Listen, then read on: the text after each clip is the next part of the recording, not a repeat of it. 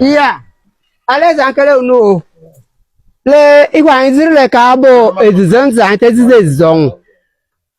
Oh, una anyị ka anyị haburu ndị Igbo sile kwa berata anyị kwa meta anyị buru. Anyị burure atakwata dara anyị le ndanye le kwa ebu. Lolo gele meta galiku beli bany. Le ogwa be komata ni je ya. Ogwa be mata le so ya gba ya. Ore be kono kwa berata kwa efru anyị. Le kwa be da kwa ndo kwadoro melal. Obro melal no be kono anyị le li aso. Le onye sa buru bukwar. Onye sa tebu ko to blengboku. Le mlang meto. Igo merle January 3, 2021. Te ka ba maro ko ba ma ndo. Aba maro jiro ndo a. So wa no rele alu ta ndo log. Ata ta dan log. Ebu an bule ka bu ebubu udo. Obro ke chile ke chore. Bale fuse je nda bi aku ijo ma o. Iwo wa bale ka te kwe go sha nbe che ka anu kwa no yerukwe o. Chile ka anu kwa no ndi ba ele kele ori la kwole nko. Da kwa fule kwa ande bete iba yin sa osa. Kwa kwa da ite di ba yin la galiku. Ndo kwa ge ayin na bataro. Ayin ta kwa ka ta yin gba se mbeke ngba. Kwa amo kra ina ka ta kwa ta yin se mbeke ogun oye jen.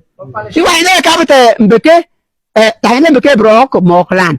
Kwa mta bondo omela ligbo anye mo la la ga nkero akanya enya kwa baba rotare wo mbeka owe kwa da ele meti ba anye galiku aye me baya to anzo tanyo so leka ndo kwa anye ro chileke kwa danye le ko oduma kwa danye le nzogologo kwa danda dar no nzogologo uzo ble kwa si bia ka chileke chocha kwa anye sile okaga aligbo lokulo kuchira anye bia Chileke kwa dokwa li dolongu o. Jita labru kwa ngozi o.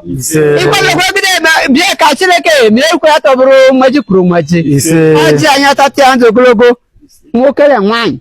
Mbeke abru nkanyi. Lekwa just scratch bonye ngwanyi.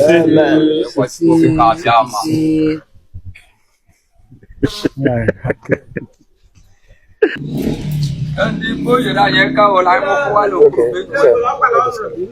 You forget what night. On Kariaka. Idikeo.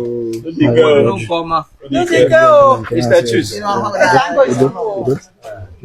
Thank you very much. Chief. Ndewo maji ndewo.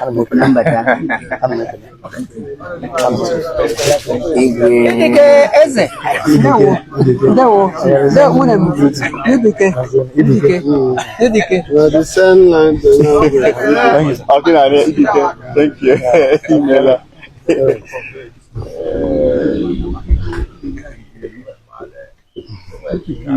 you.